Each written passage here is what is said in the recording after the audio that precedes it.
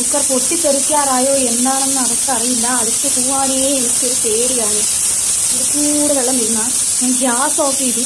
ഭയങ്കര സൗണ്ടിലാണ് വരുന്നത്. എന്താ സംഭവം എന്നൊരു ഐഡിയ ഇല്ല. അവളെ ഓട്ടയായി പോയതാണോ എന്തോ എന്തോ.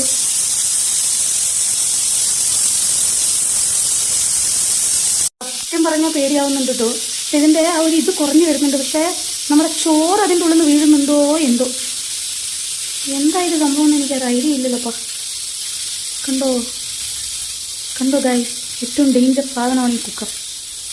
ഇതൊന്ന് തുറന്നു നോക്കാമെന്ന് വിചാരിച്ചു.